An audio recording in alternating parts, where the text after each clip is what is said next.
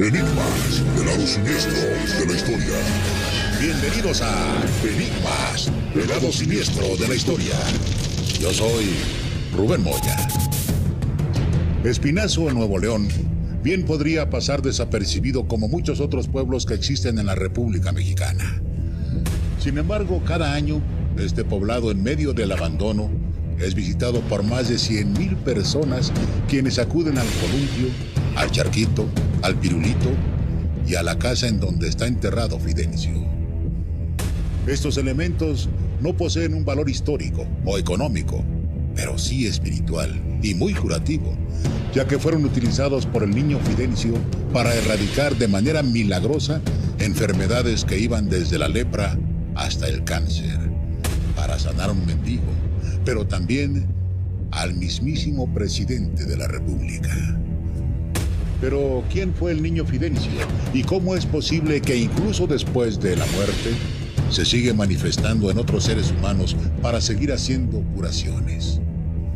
Vamos a descubrirlo, aquí, en Enigmas.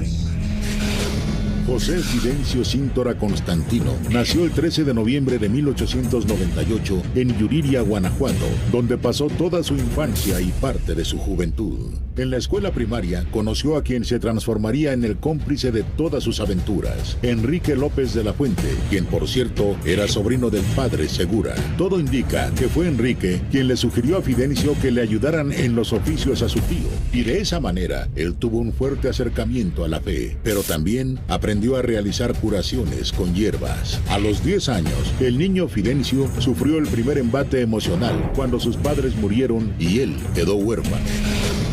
Nosotros sabemos que el niño fue muy martirizado, que lo maltrataron mucho, que él sufrió bastante, porque él fue huérfanito.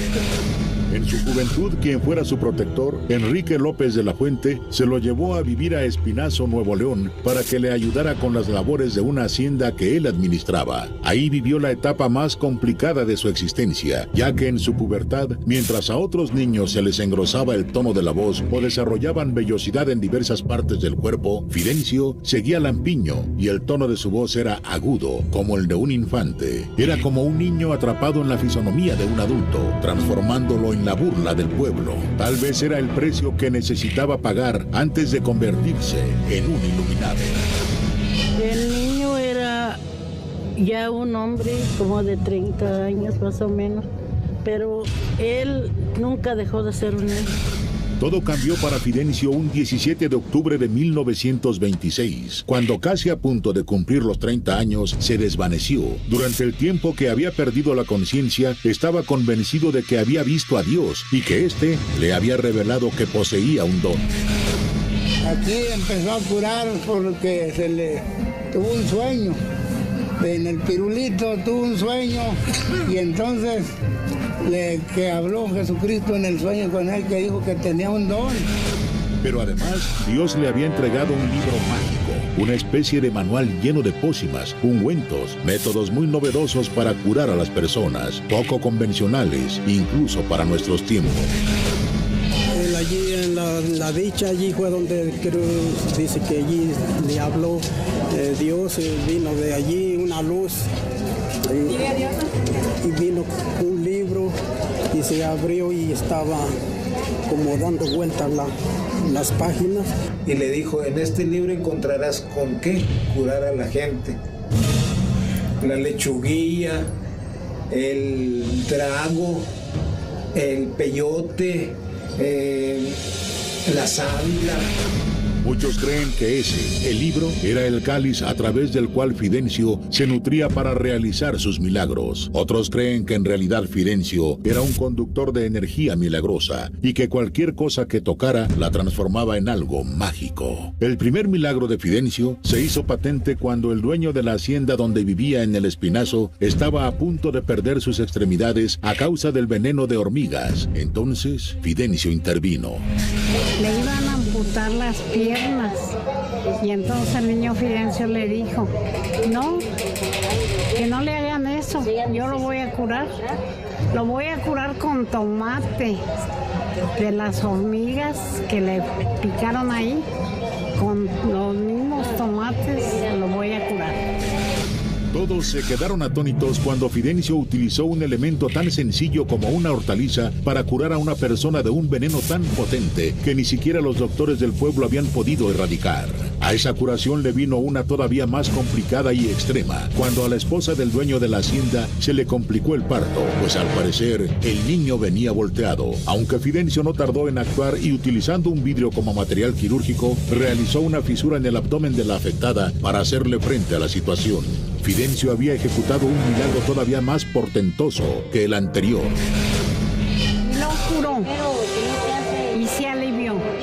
La esposa del señor Boromich, que traía a su niño atravesado. A pesar de que la señora lo traía atravesado, el niño le hizo una operación con un vidrio y ese se llegó a llamar Ulises. Lo que más llamaba la atención del niño Fidencio eran sus métodos curativos que rayaban en lo extravagante. Eran una mezcolanza entre la fe católica y prácticas que solo se le podrían atribuir a un curandero. Sin embargo, nadie podía dudar de su efectividad. A los leprosos les untaba ungüentos de hierbas minerales que él mismo escogía. A los locos les aventaba frutas desde lo alto de un cerro para curarlos de espanto, o los hacía recuperar las facultades cuando los metía en una jaula con una leona que, aunque ellos no lo sabían, no tenía dientes. Llegaba una persona que venía enferma de las muelas y le decía: si quieres que te quite las muelas, ahorita te alivias. Tu enfermedad que traes, la traes ahí. Le sacaba las muelas con pinzas de carro, sin ningún analgésico, sin nada. Uno de los métodos curativos que más sorprendía a la gente era cuando de la nada azotaba una botella de cristal contra el suelo, provocando que se rompiera. Y de uno de esos fragmentos filosos, escogía uno que él consideraba que tenía los atributos para convertirse en un bisturí. Muchos creen que a partir de ese momento, Dios dirigía su mano para trazar un corte perfecto y a una profundidad precisa que le permitía hacer una incisión exacta, de la cual extraía la fuente del mal. Nosotros lo vimos ahí en mi casa, llegó a operar gente que venía con tumores. Decía un ayudante: a ver, búscame un vidrio. Y le llevaban un vidrio y lo aventaban en el suelo y sacaban unos vidrios así, mire, como una cortapluma. Con eso lo rajaba sin poner nada. Aunque otras de las formas más innovadoras que utilizó el niño Fidencio para remediar la salud de las personas era algo conocido como el charquito. Sí, la misma fosa en la que se revolcaban los puerquitos, pero que con su toque mágico la transformaba en un estanque milagroso. Estaba libre, un charco grande. Y ahí empezó a curar gente él. Ahí salió mucha gente, decía que el lodo del marrano era curativo. La fama del niño Fidencio rebasó las fronteras de Nuevo León y se esparció por todo el país hasta llegar a oídos del presidente Plutarco Elías Calles, quien decidió viajar con toda su comitiva hasta Espinazo para conocer en persona a este ser mítico que curaba todo tipo de enfermedades con métodos poco convencionales. ¿Qué pasó en ese encuentro entre el niño Fidencio y el presidente Plutarco Elías Calles? ¿Qué padecía el mandatario y acaso el niño Fidencio fue capaz de curarlo? Eso lo descubriremos al regresar del corte, aquí en Enigmas del lado siniestro de la historia. Enigmas del lado siniestro de la historia. Estamos de regreso en Enigmas del lado siniestro de la historia. El 17 de octubre de 1926, José Fidencio Cíntora Constantino dejó de ser el adolescente incomprendido del pueblo y se convirtió en el niño Fidencio, gracias a sus poderes para realizar milagros.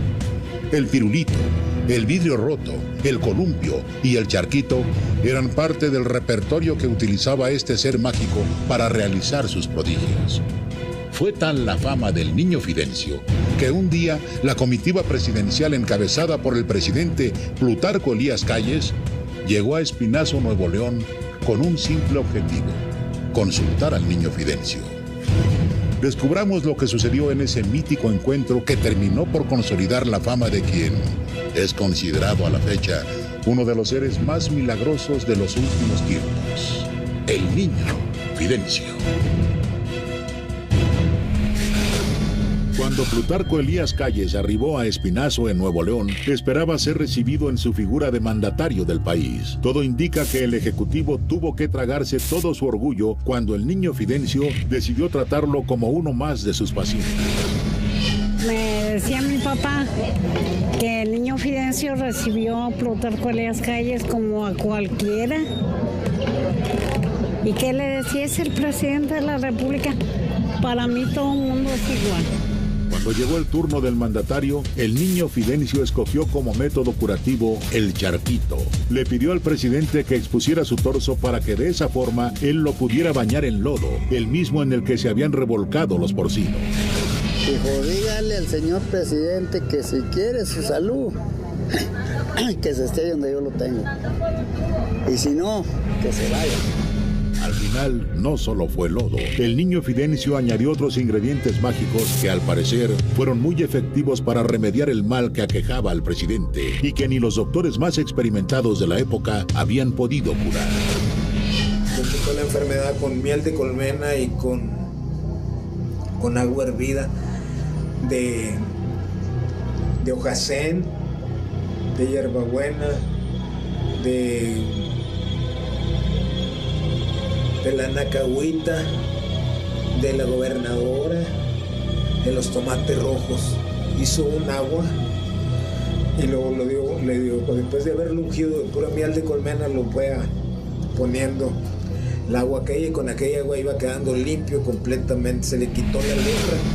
Fue tan efectiva la curación que el niño Fidencio le hizo a Plutarco Elías Calles que el presidente sentía la imperiosa necesidad de llevárselo al Distrito Federal para compartir sus dones. ¿Qué necesidad había de que siguiera viviendo en un pueblo en medio de la nada? Entonces este señor se lo quería llevar a México porque bueno, sentía que le hacía falta por allá. Entonces el niño le dijo, sí me voy contigo, pero mañana, dame chance porque ahorita tengo mucha gente. Y si mañana, digo, si el tren despega, si arranca bien y si despega, me voy con ustedes. Había tenido una premonición. Él sabía que pertenecía a Espinazo, que su misión estaba ahí, que a él no le interesaba ser más famoso o tener más riqueza. Y pues dicho y hecho, o sea, otro día muy temprano echaron a andar el tren, pero no saben por qué no se movió. Hay quienes creen que el niño Fidencio era tan poderoso que incluso fue capaz de predecir su muerte y que ésta provino del agotamiento generado al atender a tantas personas. Cuando él ya está muy malo, dijo, miren gentes, si yo me llego a morir, va a haber muchos niños Fidencios, mucha gente va a andar curando con el nombre mío, pero no se crea, yo no voy a venir una persona pecadora. Mientras que otros están convencidos de que el niño Fidencio alcanzó tal fama que eso desató la envidia de muchos otros curanderos, quienes decidieron envenenarlo sin saber que al niño Fidencio no lo podían matar ni con el menjurje más poderoso. Es que hacía muchas cosas muy milagrosas, inclusive querían envenenarlo, querían matarlo, y él les decía a la gente, tú vienes a hacerme un mal, dame lo que traes y aquí mismo me lo tomo, se lo comía. El niño Fidencio cerró sus ojos el 19 de octubre de 1938 en la casa que lo vio crecer, el recinto que fue testigo de sus prodigiosos milagros. Llegaron doctores de todos lados y ninguno fue capaz de detectar la causa de su fallecimiento.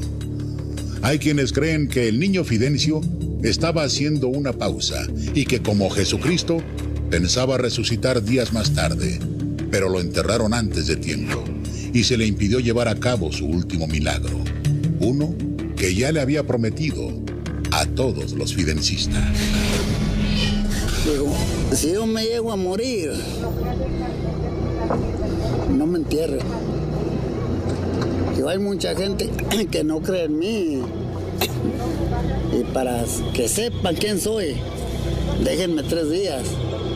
Si a los 3 días no vuelvo en sí yo, no me entierren. Envuélvenme en una sábana y vayan y amárrenme en el pirulito ahí parado, ahí déjenme. Y allí van a saber pienso yo. Había muerto uno de los hombres más milagrosos que haya visto México, pero no por mucho tiempo, ya que el niño Fidencio comenzó a manifestarse en el cuerpo de otras personas del pueblo, quienes son conocidos como cajitas o materias, ya que son receptáculos de su espíritu. Estas cajitas o materias trabajan con los elementos y en los lugares donde el niño Fidencio llevaba a cabo sus curaciones, como el pirulito, el columpio o el charquito. La labor que se realiza ahorita es por medio de sus materias. Esas personas trabajan con la energía del niño, ¿verdad? Entonces transmiten los mensajes que él les manda telepáticamente. Durante todo el año, pero especialmente el día de San José y en los aniversarios de su natalicio y muerte, Espinazo es invadido por miles de seguidores. Yo creo unas 100,000 gente, sí llega. ¿Será que de verdad el niño Fidencio, al no poder resucitar en su cuerpo, encontró la forma de seguir curando a sus fieles al introducirse al cuerpo de otras personas? ¿Por qué, si el niño Fidencio era tan milagroso como dicen, tanto como para que un presidente se pusiera en sus manos, la Iglesia Católica sigue sin reconocerlo como un santo?